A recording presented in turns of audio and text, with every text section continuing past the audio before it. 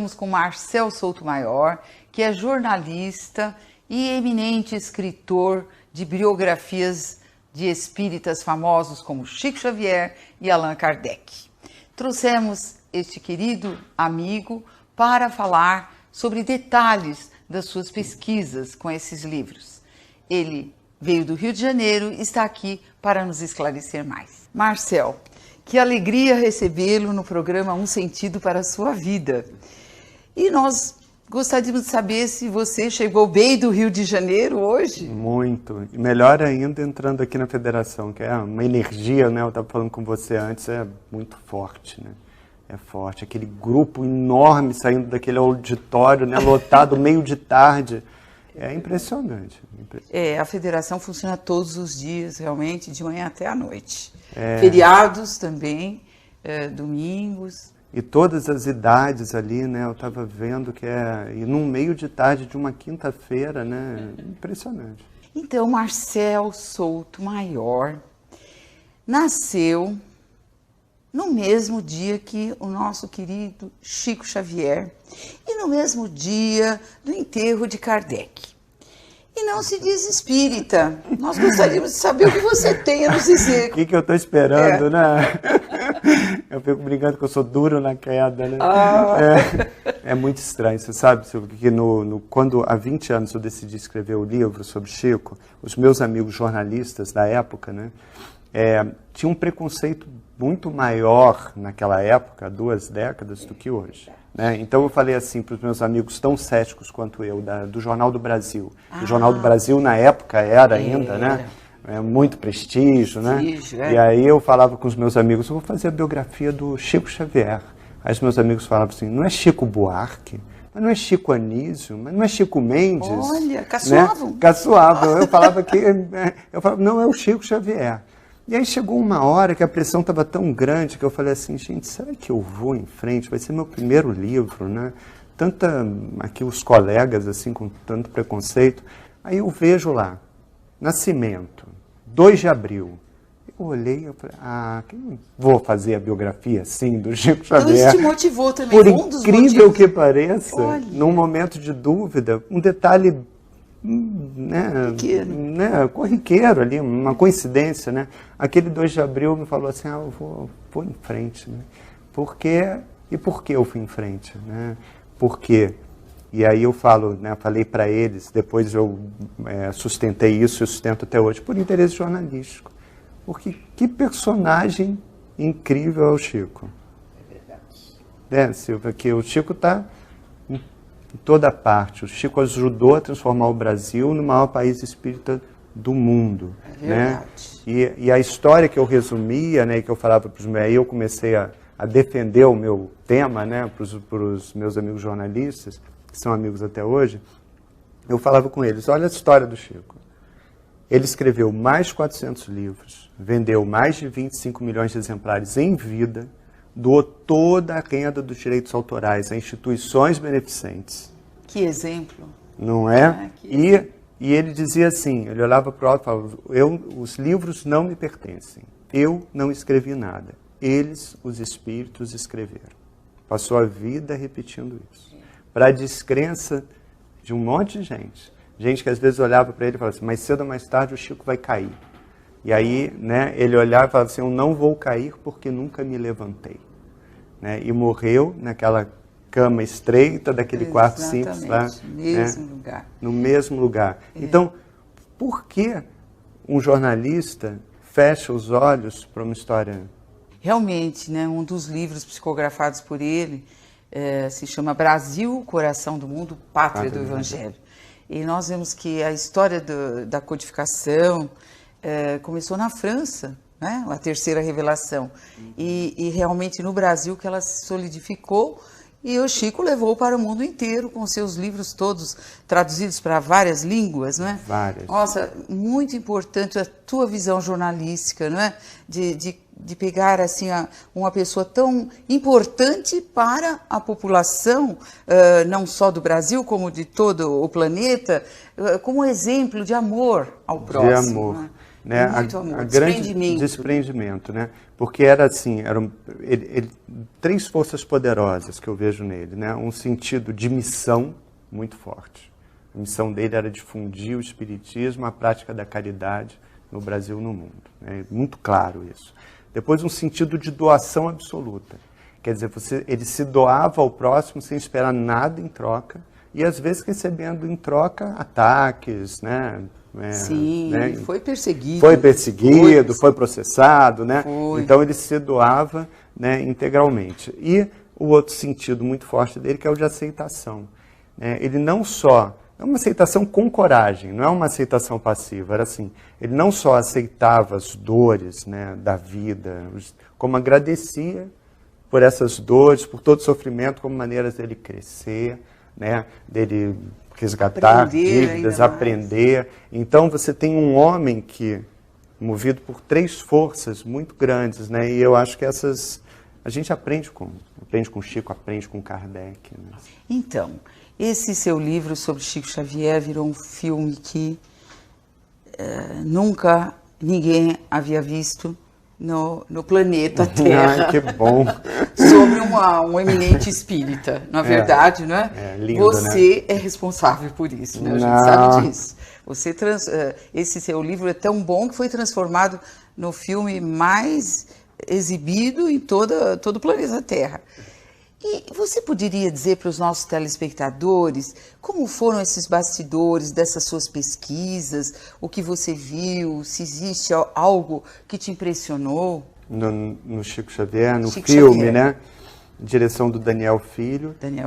Muito curioso nesse filme foi assim, logo que eu escrevi a biografia do Chico, eu descobri o endereço do Nelson Xavier, do ator. Sim. Ninguém falava que esse que esse livro ia virar filme algum dia. Ninguém estava falando sobre isso.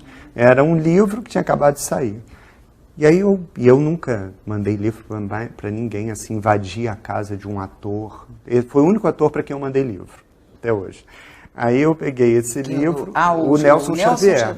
Aí eu escrevi uma dedicatória que ele guardou.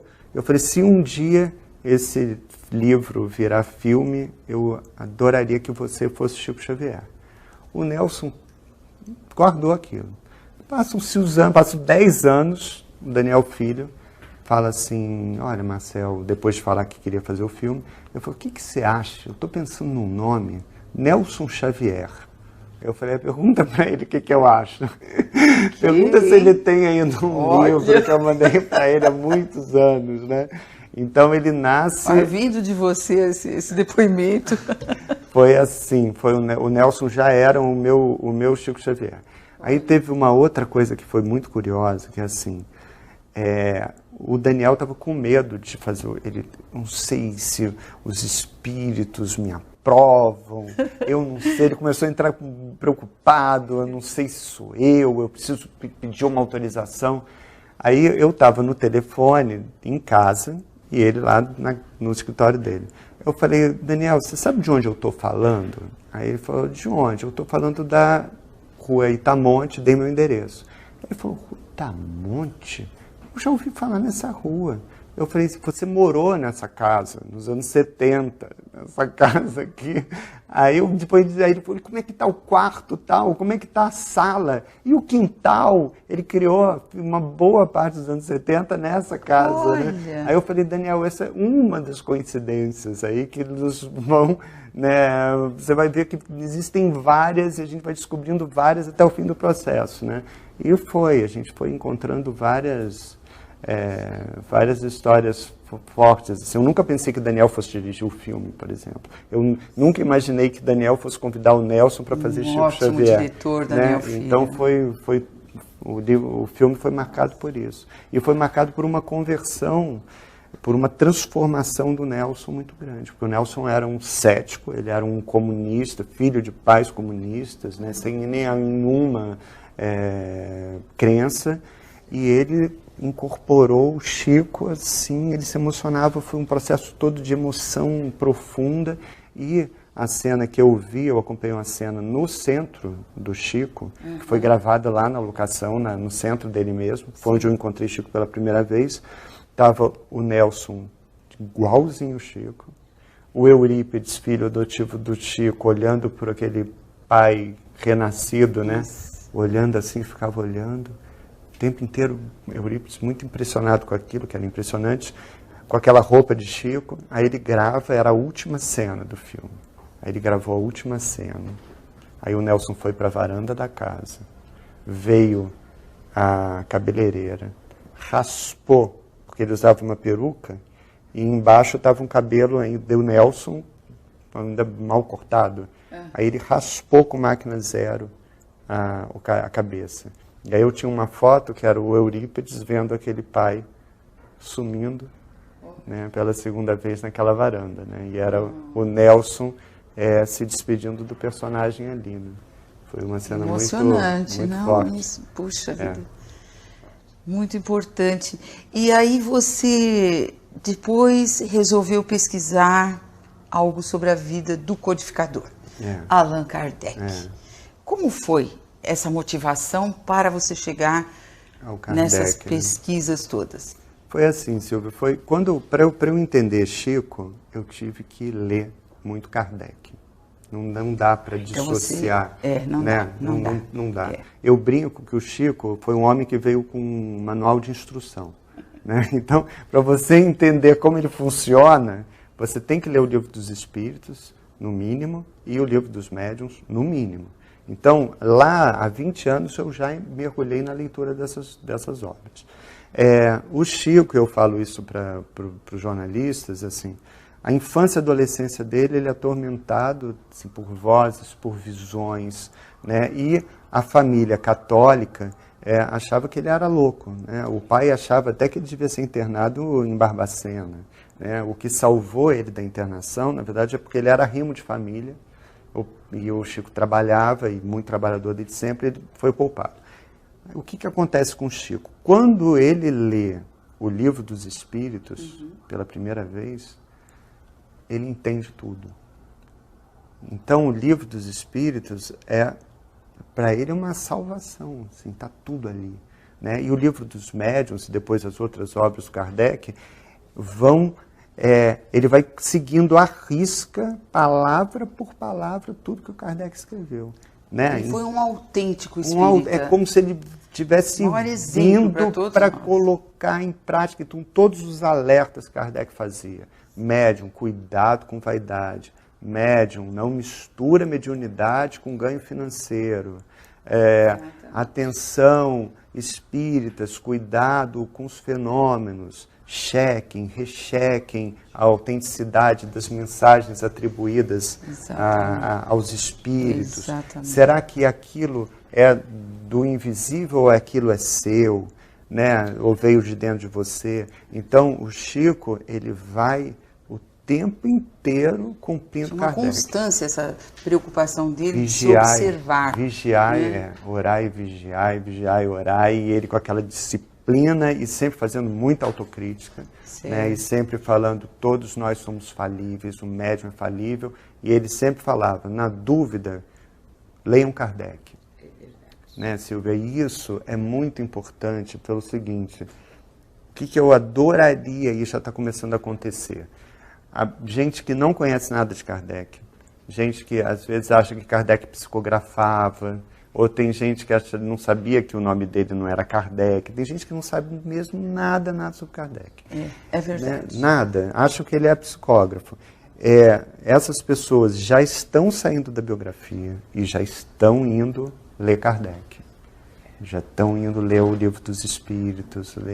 E o Livro dos Espíritos é transformador, né? Eu acho, né? É difícil mesmo para o cético. Marcel, eu acho que você fala como espírito em determinados momentos, me conformo. E aí, em que universo você entrou quando você pesquisou Kardec? Quando eu começo a escrever um livro, como eu organizo a biografia? Eu faço a linha do tempo do personagem.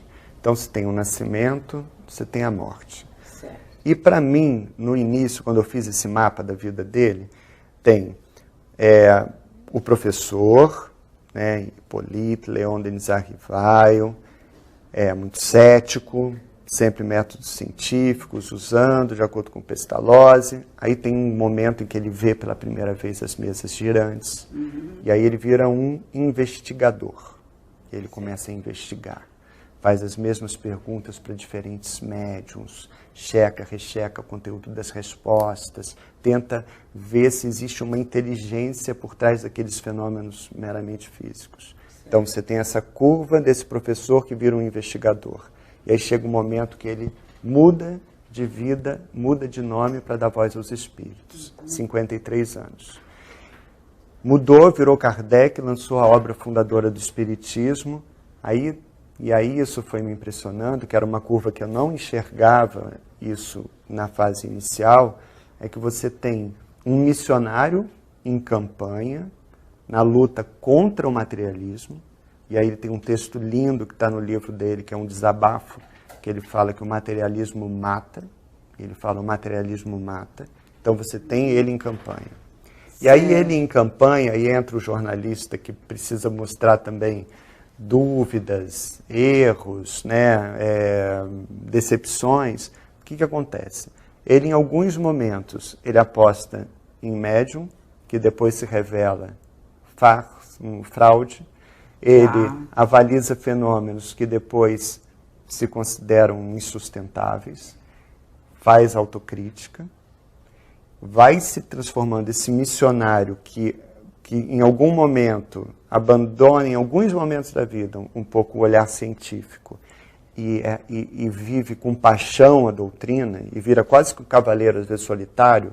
Ele abandona um pouco a ciência e depois ele começa a voltar de novo, depois das decepções, e aí ele cunha o grande estandarte, que é o que vocês praticam aqui, que é o fora da caridade não há salvação. E eu acho que por trás dessas palavras está muito assim, fora da caridade não há salvação, nem para o Espiritismo, que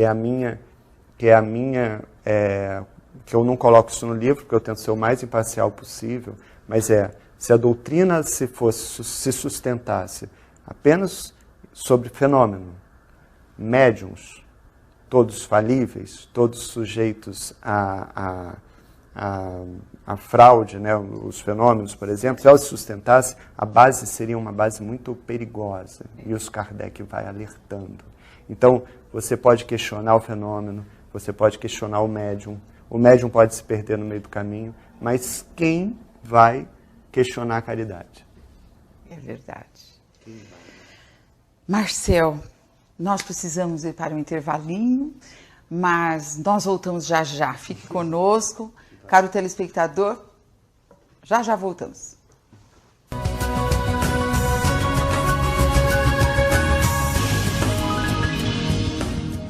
Voltamos com o programa Um Sentido para a Sua Vida, hoje com Marcel Souto Maior, eminente escritor que está aqui para nos elucidar mais e mais sobre suas pesquisas de personalidades do Espiritismo.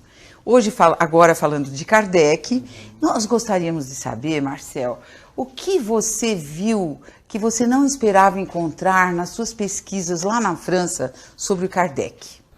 Eu fui 4 vezes para Paris e fiquei muito tempo lá na Biblioteca Nacional da França, na seção de periódicos da biblioteca.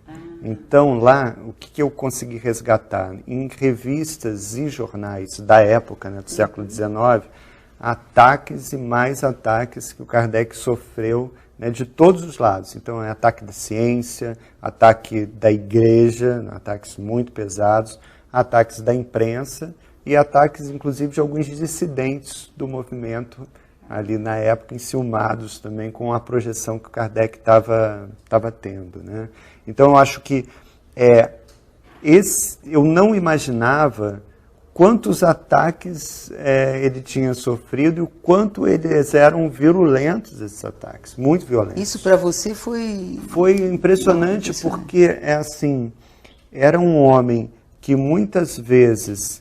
Ele só podia confiar, muitas vezes ele ficava muito sozinho, e ele tinha muito apoio da Amélie, né, da mulher dele. A esposa dele. Né, a esposa dele era grande companheira, 9 anos mais velha do que ele, né? e muito leal, muito fiel, muito objetiva, né? Então, ela protegia um pouco o Kardec de todas as cobranças que ele sofria. Porque era uma sede, por exemplo, tinha uns companheiros, né, da Sociedade de Estudos Espíritas que cobravam dele mais velocidade, ou mais que ele pedisse mais doações aos poderosos locais, que ele aumentasse o caixa do espiritismo, pedindo apoio a amigos influentes, né? E o Kardec falava, calma, não é por aí, calma. E ao mesmo tempo ele calma e pressa. Então ele vivia, né, nessa gangorra, ele era um homem o tempo inteiro, né, numa gangorra que era assim, fé e ciência, razão e paixão, calma e pressa. Né? Então você tem esse homem nessa gangorra do início ao fim do livro, por exemplo. Isso te causou assim uma impressão diferente, talvez? Eu não tinha dimensão do quanto ele estava sob ataque cerrado de todos os lados. Então, às vezes, esse Kardec me pareceu, algumas vezes, muito solitário na guerra, sim. Sabe? Assim, é claro que ele foi solitário, mas, ao mesmo tempo, ele consegue, quando ele morre, o Espiritismo já tem 8 milhões de adeptos. Então, solitário, mas muito bem acompanhado, né? Mas como comandante em chefe, né? Como esse missionário em campanha, ele atuou como um líder mesmo, né? Com um líder que às vezes era obrigado a tomar decisões solitárias. Que não são muito agradáveis, não é verdade? Não são muito agradáveis. Todas as pessoas à sua volta, né? Isso. Como, em geral, os líderes têm que fazer isso. Tem que ser, né? Ele não aceitava qualquer mensagem. Ele chamava um médium num canto e cobrava dele um rigor ou criticava pelo excesso de vaidade. Então ele era esse fiscal. Ele pedia às vezes para observadores, amigos dele, irem a lugares onde já começavam a fazer denúncias de má fé. Ele era um fiscal mesmo que tentava proteger o que? A doutrina. Né, preservar a doutrina, né, de possíveis fraudes, de desmoralização. Nossa, que trabalho intenso que ele teve. E sobre a Amélie Boudet, se nós pudéssemos chamar Kardec de missionário, nós poderíamos chamar a Amélie Boudet de missionária também? Missionária. Porque, olha, era assim, ele trabalhava às vezes 20 horas seguidas, né, sem parar. Ele ia para a estrada, né, uma estrada com carroça ou com um trem ainda muito incipiente e ia divulgar a doutrina, sumia de casa, não tinha fim de semana. Né, ele escrevia a Revista Espírita mensalmente, quase que sozinho, uma quantidade de artigos enorme, respondia correspondência de gente de todo o mundo, sem parar, respondia às críticas todas, ele ia filtrando as críticas mais pesadas e respondia às críticas. Então, cadê o marido? Só, né, essa esposa tem que ser uma esposa muito abnegada para entender que aquele professor com quem ela se casou já não... Tinha uma tarefa muito intensa. Mudou a vida dele. Ele virou um missionário, né? E que mulher entende? Que se casou com um homem e esse homem virou outro. E mudou até de nome, né? Mudou até de nome, nossa. E ela foi sempre presente em todo o trabalho dele, né? Ajudou.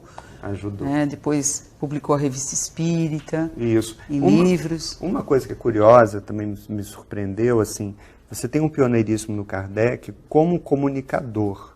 Um comunicador muito organizado. Então você pensa assim, como ele conseguiu conquistar tantos adeptos? Ele monta um tripé muito inteligente. O tripé é a Revista Espírita, publicada mensalmente, Sociedade de Estudos, né, Espíritas Parisienses, né, que é uma sociedade que é fechada, né, e que ao mesmo tempo atrai a curiosidade do mundo inteiro, porque as descrições dele do que acontecia naquela sociedade, as descrições geraram outras sociedades, então ele consegue disseminar né? E você tem no tripé dele o livro. Então, imagina, é livro, sociedade, revista e esse homem em campanha. Então, não é milagre, é trabalho. Não, muito trabalho, não é verdade? Então, Marcel, o que você acha que trouxe a você de ganho por ter pesquisado Chico Xavier e também, não é, paralelamente à doutrina espírita, e depois fazer essa pesquisa sobre Kardec? O que você ganhou algo com isso? Eu ganhei muito, assim. Eu sou muito diferente hoje do que eu era há 20 anos, assim, muito. Que bom. Muito. Mudei bastante. Eu acho assim, o Espiritismo, ele aumenta muito nossa responsabilidade diante da vida e diante do outro. Ele mostra que ninguém está aqui a passeio, né? Então, isso é uma mudança geral. Mas eu tenho duas mudanças que são muito importantes, que eu aprendi com o Chico e aprendi com Kardec. O Chico me disse uma frase que eu nunca esqueci. Eu demorei um tempo a entender o quanto essa frase era importante. Ele me disse assim: graças a Deus aprendi a viver apenas com o necessário. Essa frase é poderosa. É poderosa. É poderosa. Exatamente. Porque o que acontece com a gente? A gente começa a correr atrás de necessidades inexistentes. A vida passa e você perdeu, pelo menos essa vida você perdeu, correndo atrás de necessidades que não são reais, não são suas. Então, uma coisa que ele me levou muito a pensar para a minha vida: qual é a medida do necessário, de verdade, né?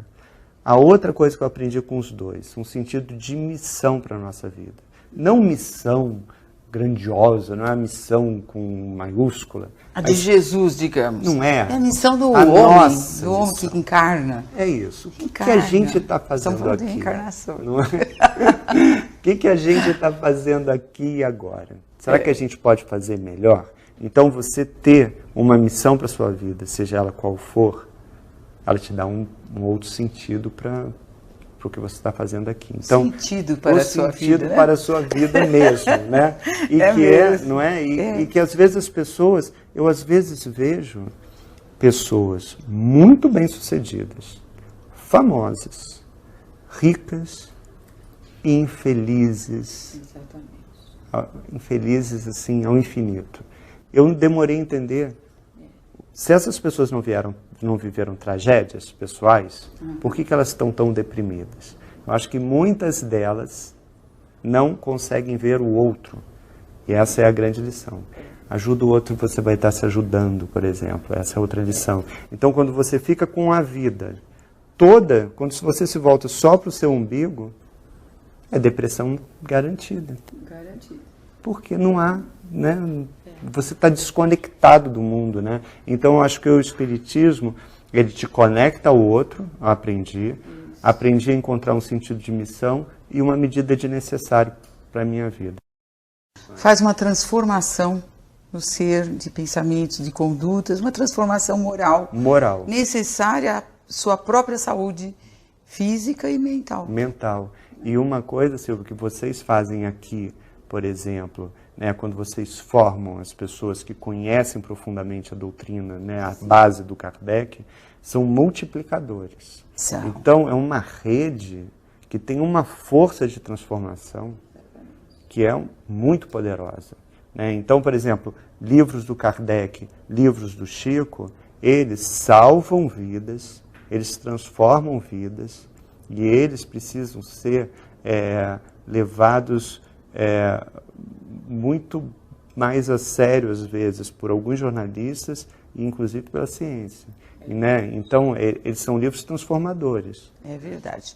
Vamos mostrar aqui o livro do Marcel Souto-Maior, que está nas bancas, já em todas as bancas do Brasil, e está aqui na nossa federação também, na nossa livraria.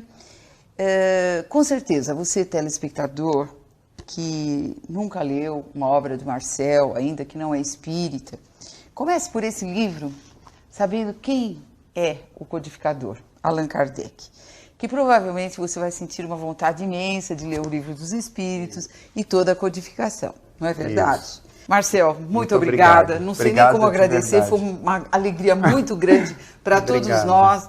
Tenho certeza que os nossos telespectadores ficaram contentes, sejam eles espíritas ou não. Tá, muito obrigado. Para mim é um prazer conversar com você, para mim é um prazer estar aqui na sede da Federação, que tem uma energia forte, assim, boa. Saio daqui recarregado. Graças a Deus. Né? Muito obrigada. Obrigado.